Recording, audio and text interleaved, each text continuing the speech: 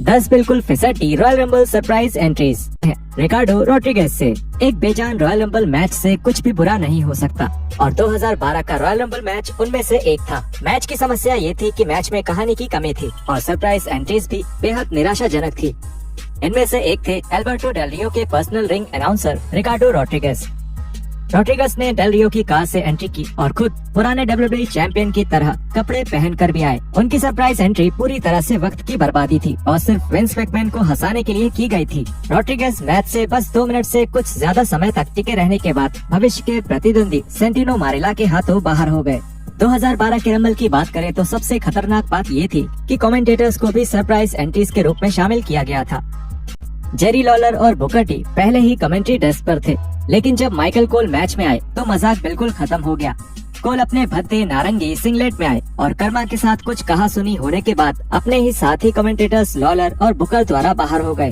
WWE के पास साफ तौर पर 2012 के रंबल के लिए कोई आकर्षक आइडिया नहीं था, जो अफसोस की बात है क्योंकि उनके पास प्रतिभाशाली रोस्टर थे और वो आसानी से कुछ लेजेंड्स को कैमियो के लिए बुला सकते थे। ज्यादातर मॉडर्न डे WWE फैंस को लगता होगा कि रॉयल रंबल में सरप्राइज एंट्रीज एक नया कॉन्सेप्ट है, लेकिन 2000 के दौर में एटीट्यूड एरा के चरम पर WWE फेमस मैचों में सरप्राइज एंट्रीज की बुकिंग कर रहा था।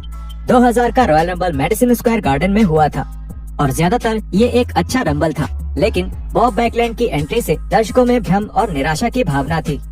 जब बैकलैंड ने मैच में एंट्री ली, दर्शकों ने शुरुआत में उनका स्वागत किया, लेकिन जल्दी ही ये उत्साह कंफ्यूजन में बदल गया। JR और जेरी लॉलर कमेंट्री में ये दर्शाने की कोशिश कर रहे थे कि एक समय के पूर्व चैंपियन अब एक नोवेल्टी एक्ट बनकर रह गए हैं। बैकलैंड करीब 2 मिनट तक मैच में टिके रहे, जब तक कि क्रिस जेरिको ने उन्हें बाहर नहीं कर दिया।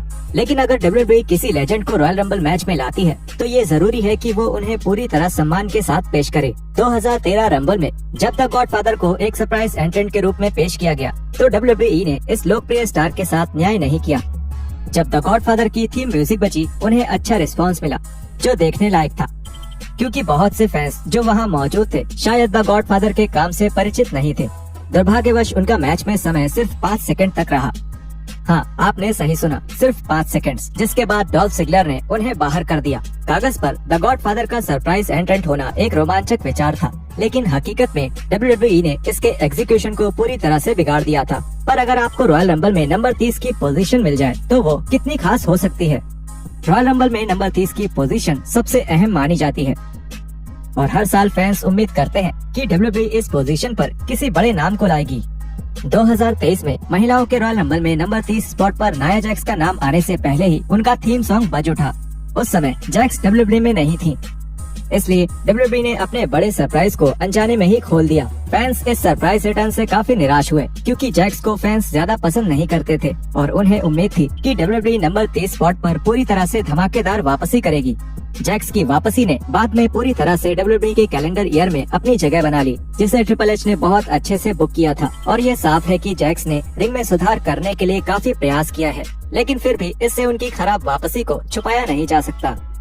लेकिन अभी भी आपको बुरे रॉयल रंबल की तलाश है तो 2022 के मेंस रॉयल रंबल को देखिए। इसे फैंस से बेहद नेगेटिव रिव्यूज मिले। मैच को खराब तरीके से बुक किया गया था और अंतिम विजेता का चुनाव सबसे आसान और सबसे अप्रभावशाली ऑप्शन था। ब्रॉक लेसनर ने शो के शुरुआत में अपना WWE टाइटल खो दिया था और लेसनर ने रॉयल रंबल मैच में आने का फैसला किया और आखिरकार उन्होंने उसे जीत लिया। ये फैंस के लिए बहुत निराशाजनक था क्योंकि WWE ने लेसनर को कई बड़ी जीतें दी और उन्हें निश्चित रूप से एक और रंबल विजेता होने की जरूरत नहीं थी।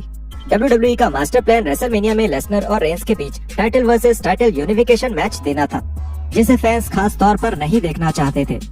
2022 का रंबल विंस मैकमैन की फैंस की इच्छाओं को समझने में पूरी तरह से असफलता का एक और संकेत था। 2018 के रंबल पर चलते हैं, जब डॉल्फ जिगलर का कैरेक्टर आर्क 2017 से 2018 तक बिल्कुल गड़बड़ था। जब जिगलर ने 2017 में US टाइटल जीता, तब उन्होंने घोषित किया कि फैंस उन्हें पसंद नहीं करते हैं, इसलिए उन्होंने टाइटल रिंग में छोड़ दिया और चले गए। 2018 के रंबल में जिगलर ने नंबर 30 स्पॉट में ड्रामेटिक वापसी की, जिससे फैंस बहुत ज्यादा कंफ्यूज हो गए थे। जिगलर के कैरेक्टर की कहानी किसी की समझ में नहीं आ रही थी और इससे मदद भी नहीं मिली कि जिगलर की वापसी ऑनलाइन लीक हो गई थी। जिगलर वो सरप्राइज रिटर्न नहीं थे जिसे फैंस चाहते थे और वो 2018 के रंबल में फिन बैलर के हाथों बाहर होने से पहले मात्र 2 मिनट ही रुक पाए। जिगलर की ये सरप्राइज रिटर्न तब काम कर सकती थी जब उनकी स्टोरी लाइन दिलचस्प होती, लेकिन WWE ने जिगलर के कैरेक्टर को इतनी बुरी तरह से हैंडल किया था कि फैंस बस इसकी परवाह नहीं करते थे। शुक्र है कि जिगलर के रिटर्न को अगर हटा दिया जाए तो रंबल 2018 का जादू छा गया था और इसीलिए उसको पिछले दशक का सबसे महान रंबल कहा जाता है। अब बात करते हैं 2017 के रंबल की, जब रोमन रेंस की एंट्री हुई। हमेशा ही इस चीज को मिले जुले रिएक्शंस मिलते हैं जब भी WWE एक ऐसे रेसलर को बुक करती है जिसका पहले ही कोई वर्ल्ड टाइटल मैच हो। 2017 में रेंस ने उसी शो में पहले केविन ओवेंस के खिलाफ वर्ल्ड टाइटल मैच हारा था। ये मैच वर्ल्ड टाइटल के लिए रंबल मैच में दाखिल हुए। वो मैच में नंबर 30 पर आए। फैंस बहुत ज्यादा गुस्से में थे। रेंस को पहले ही शो में देख चुके फैंस उन्हें फिर से देखना नहीं चाहते थे। फैंस ने रेंस के हर कदम पर जोरदार पू की और उनको इसमें शामिल होने का कारण उनका रेसलमेनिया मैच दी अंडरटेकर के साथ सेट करना था। ये कभी स्पष्ट नहीं हुआ कि क्यों कुछ रेसलर्स जिनका वर्ल्ड टाइटल मैच उसी शो में होता है उन्हें रंबल में एंट्री मिलती है। पर एक केफेब के नजरिए से देखें तो क्या जिसको टाइटल मैच में हार मिली हो उसे जीतने का एक और मौका नहीं मिलना चाहिए?